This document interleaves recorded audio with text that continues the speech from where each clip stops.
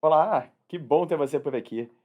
Na semana passada, muitas pessoas me encaminharam uma matéria falando, né, do Elon Musk, onde ele dizia que a Tesla ia voltar para o presencial 100% e que quem não gostasse disso, que deixasse a empresa.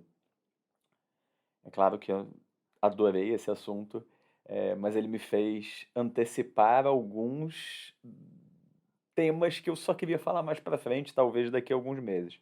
Mas vamos lá. Esse é o quarto episódio da primeira temporada do Estilo Remoto, né, do podcast.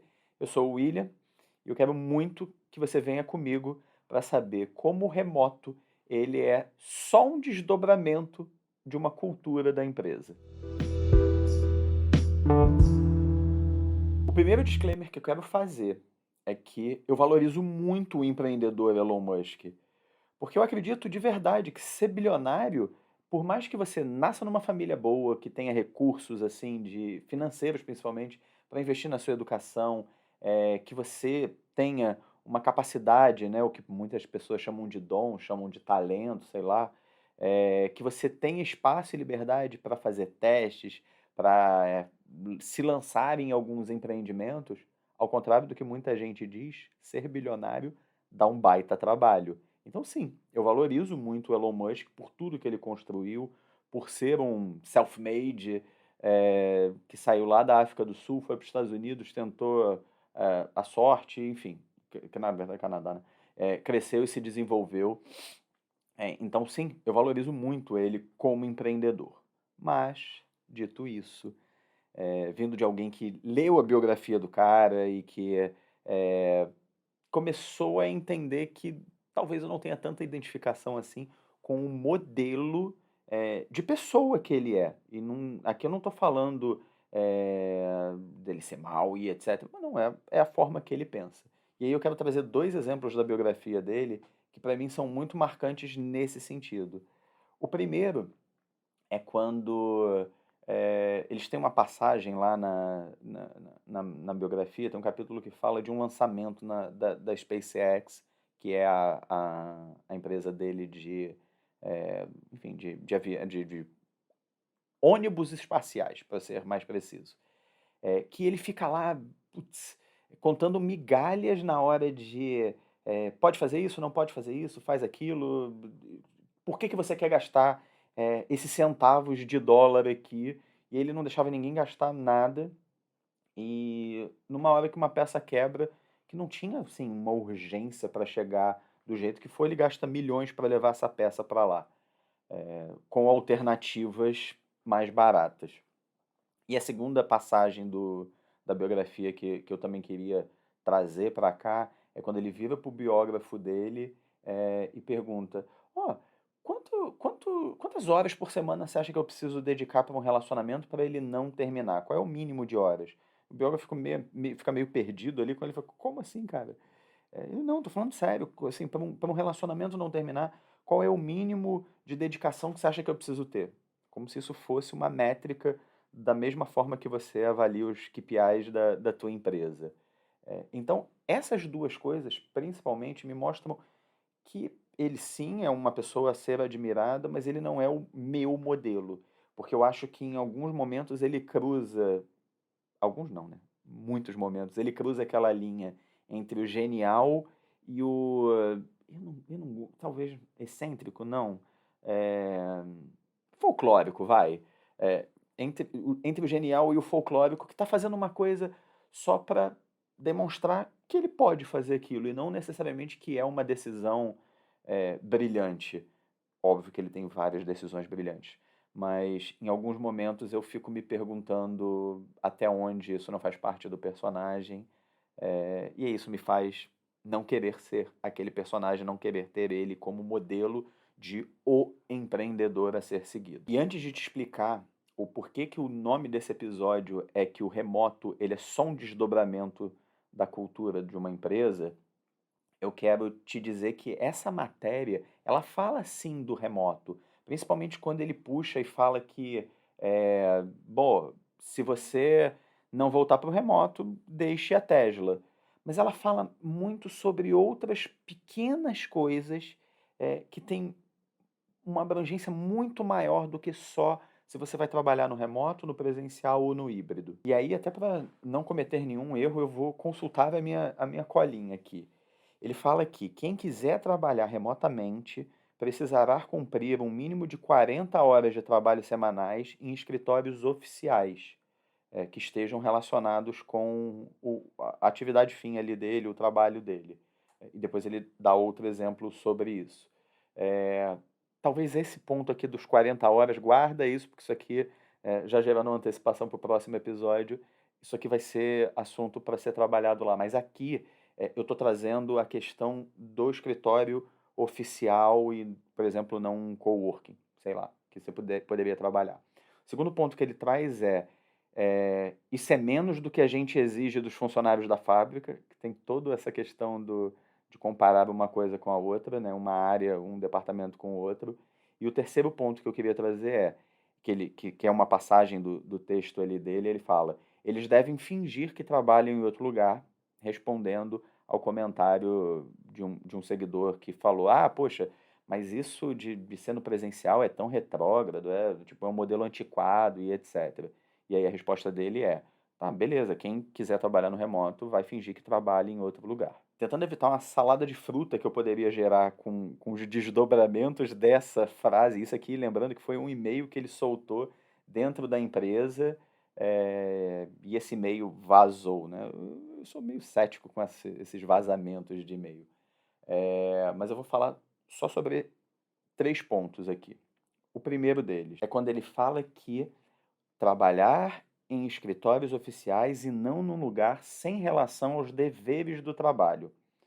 E aí ele dá um exemplo, né? Que, por exemplo, uma pessoa que seja do RH de uma fábrica específica, ou de um escritório específico, ou de uma filial específica, não pode morar em um outro estado, ou não pode trabalhar remotamente sem ser expressamente autorizado que ele faça isso.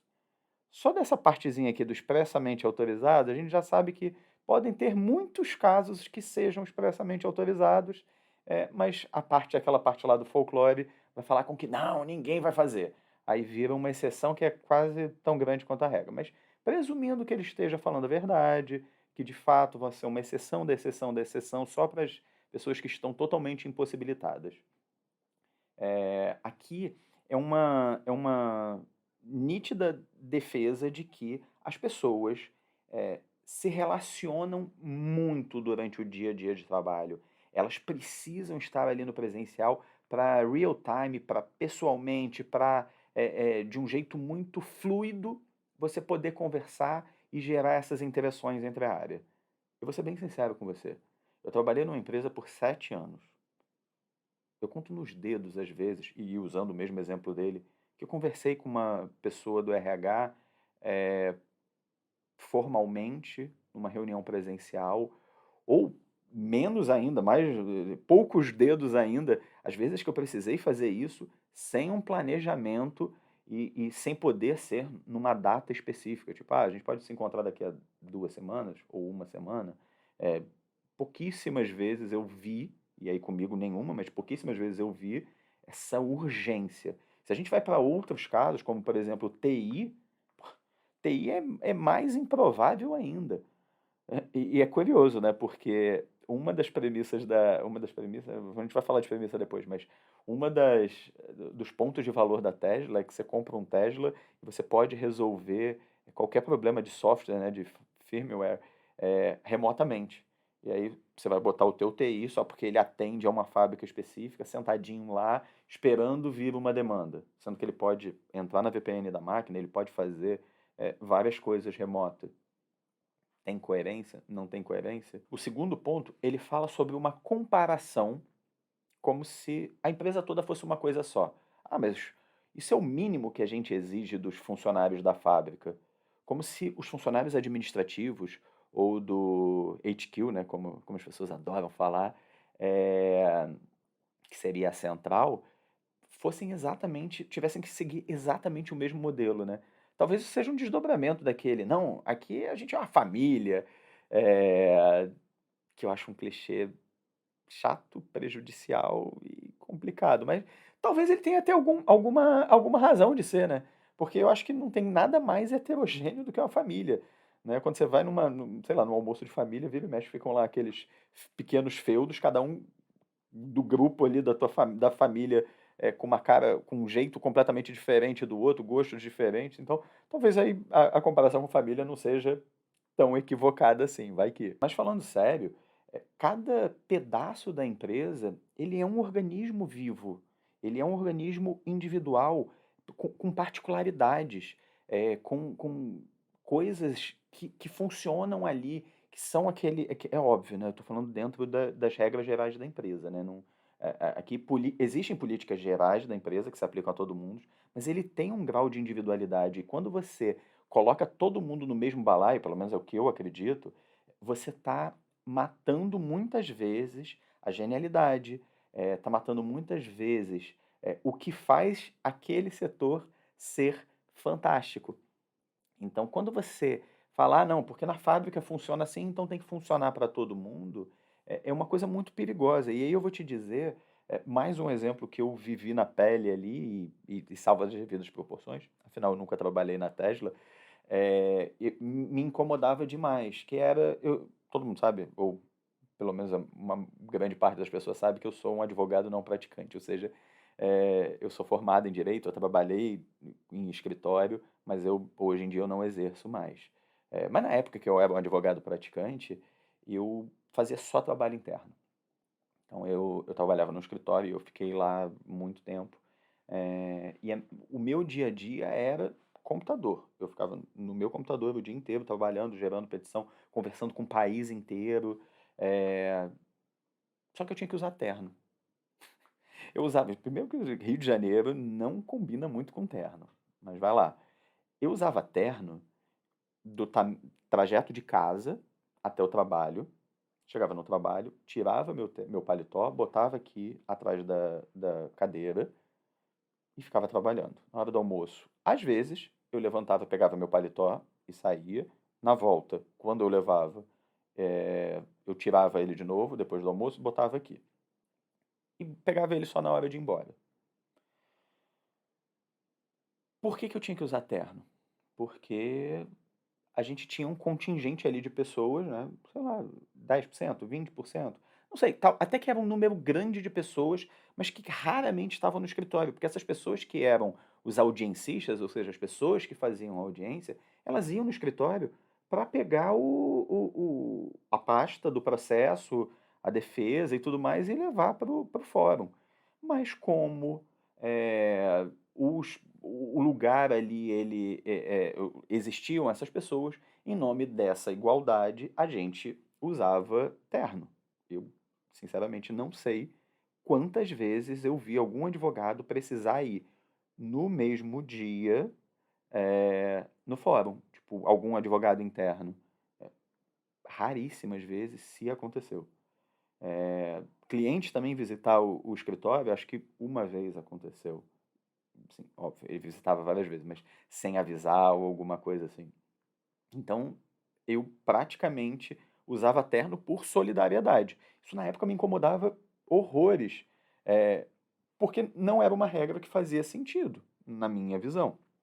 Ainda bem que hoje o direito evoluiu muito, então muitos escritórios hoje aboliram o terno. Existem algumas iniciativas que, inclusive, nos fóruns você não precisa de terno. Enfim, tá mudando, mas naquela época, lá atrás, tô falando de década, tá? Mais de uma década atrás. Isso era uma coisa que acontecia. Ou seja, em nome de um pedaço da empresa, todos os outros tinham que se adequar. Só que quando você leva isso para um universo onde você tem áreas ainda mais diferentes, né? E aqui eu estou falando de advogado com advogado. É, a diferença é que um vai para o fórum e o outro não. Mas e quando você está falando de designer? Você está falando da galera de tecnologia? Você está falando do jurídico, sim? Você vai fazer o cara do jurídico ir de bermuda porque a galera da área criativa vai? Também não faz sentido. Você tira a individualidade da pessoa nesse aspecto. Então, eu já sou terminantemente contra ouvir falar dessa. Ah, não, porque a área tal ela faz isso, então vamos replicar. E aí, no caso dele, ele falou: não, mas isso é o que se espera das outras áreas. Ali ele estava falando especificamente de trabalhar no mínimo 40 horas. E esse não é o assunto daqui, mas nessa comparação, o administrativo tem que trabalhar pelo menos 40 horas porque a fábrica trabalha pelo menos 40 horas. Aqui é que eu acho que é um ponto crítico para o nosso tema de hoje. E é claro que a gente não podia deixar o terceiro ponto, que fala exatamente do que tangibiliza o nosso último episódio. Lembra que a gente falou de fiscalização e controle, né, como método de gestão? Se você não assistiu, volta um episódio que tá bem legal lá. Mas quando você entende que uma pessoa que está no remoto, ela que ela vá fingir trabalhar, né? A frase dele foi: se a pessoa não gostar, que vá fingir trabalhar em outra empresa. Porque ele está falando, aí a interpretação de texto, ele está falando, vamos voltar para presencial. Um seguidor fala, poxa, mas que antiquado. Então ele está falando que ele está criticando a questão de não poder ser remoto. E aí ele associa com vai fingir trabalhar em outro lugar. A gente está partindo do pressuposto que as pessoas que trabalham remotamente, elas passam o dia inteiro pensando como não trabalhar e não trabalhando. Então isso é uma coisa muito pesada, porque você está partindo de uma desconfiança que é a base daquele modelo de fiscalização do gado engorda só os olhos do dono, eu tenho que estar ali para dar. é, Cara, eu já cansei de ouvir isso. Eu tenho que estar ali para dar chibatada no time. Cara, você está fazendo uma alusão muito perigosa quando você fala um negócio desse. Mas é a visão de que ou você tá lá a mão de ferro conduzindo o time, ou ele não vai andar. Como se as pessoas elas fossem preguiçosas a ponto de, se não tem ninguém olhando, eu paro de trabalhar. E é curioso quando a gente puxa um fato de quem a gente está falando, que é o Elon Musk.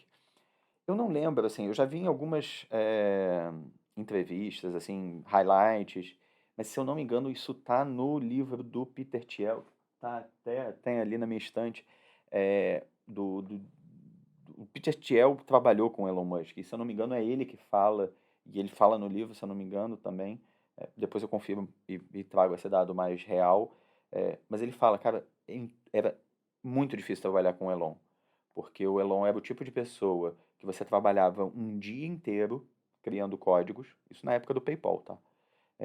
Passava um dia inteiro criando códigos, ia para casa, e o Elon que dormia lá no cortiço, onde eles tinham pego, o Elon passava a madrugada dele reescrevendo todos os códigos que as pessoas passavam o dia inteiro trabalhando porque ele achava que não estava bom.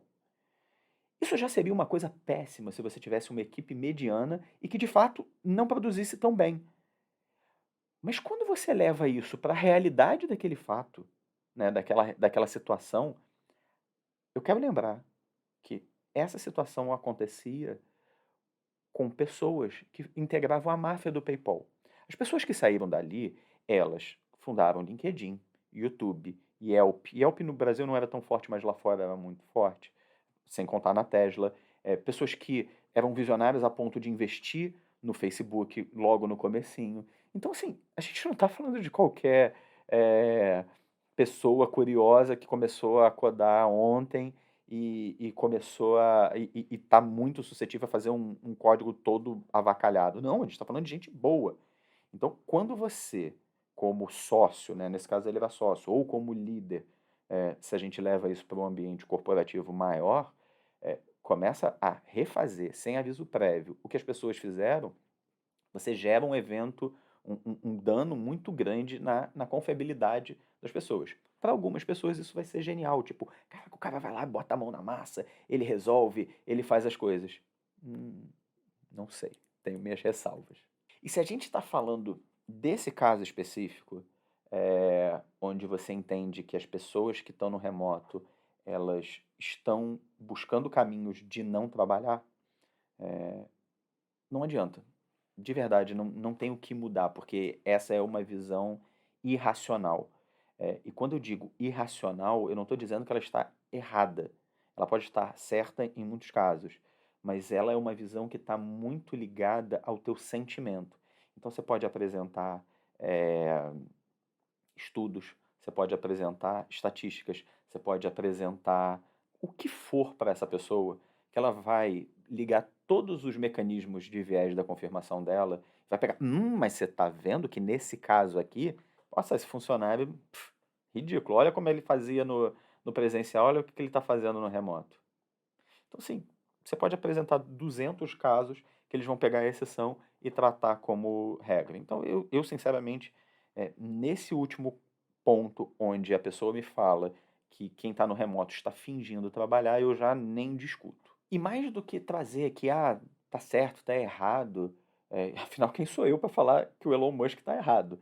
Só para olhar o patrimônio dele e olhar o meu, eu não tenho nem muito o que dizer nesse aspecto, mas o que eu queria trazer para essa nossa conversa é o quão prejudicial e danoso é você estar numa empresa, para você e para a empresa, tá?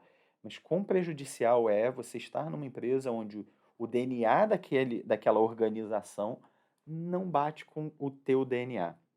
E aí a gente tem uma análise de premissas para fazer. E quando eu falo premissa, eu estou falando daquele marco zero. Eu estou falando aqueles statements, né? Aquelas declarações de verdade, que não necessariamente são verdade, mas são coisas, são frases que são inquestionáveis dentro daquela empresa.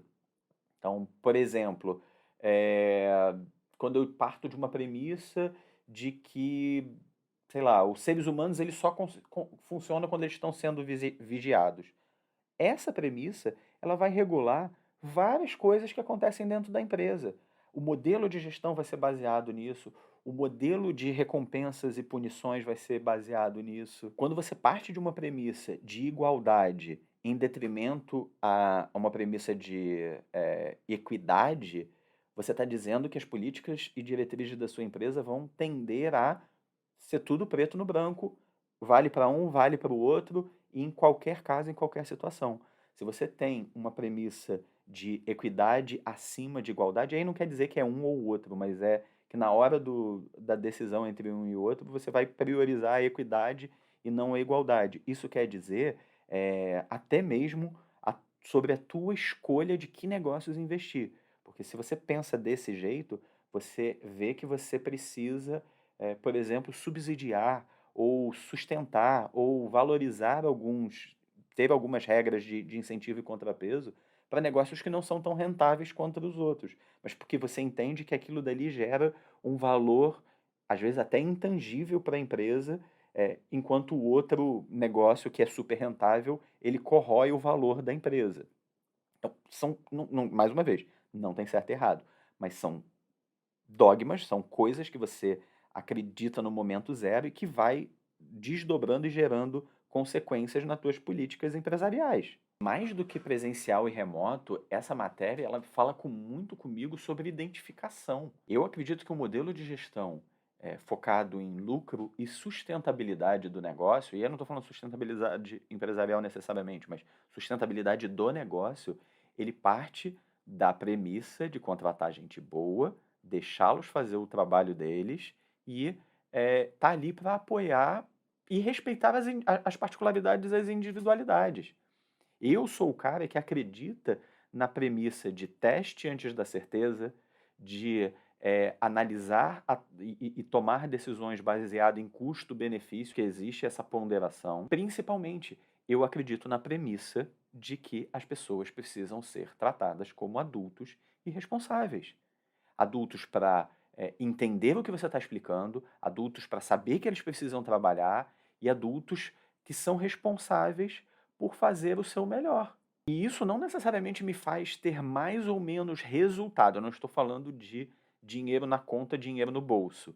Mas isso não me faz ter mais ou menos resultado ou ser melhor e pior do que alguém que acredita em premissas diferentes.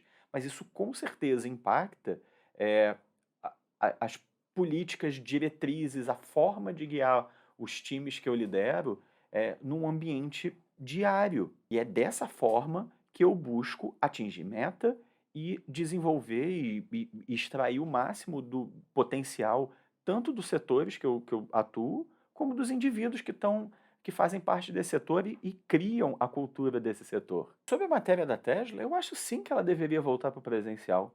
E está tudo bem. Mas não porque ela é uma fábrica de carros, não porque ela está listada em bolsa, ou porque lá atrás ela dava muito mais lucro no presencial do que ela está dando no remoto.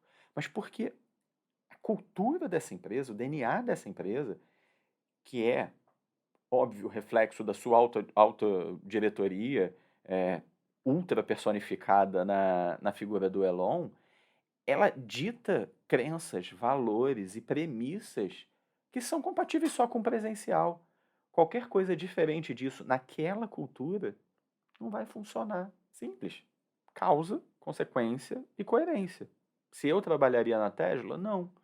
E não é porque eles não permitem o remoto.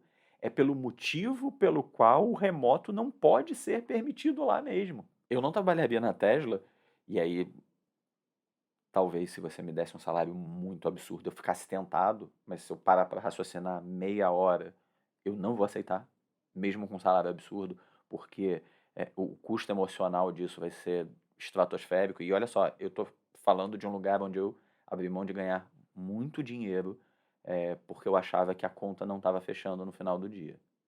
E eu posso falar isso de carteirinha. Então, eu não iria para lá por causa da cultura. Porque eu não aguento passar o meu dia com a sensação de que alguém está duvidando de que eu estou dando o meu melhor.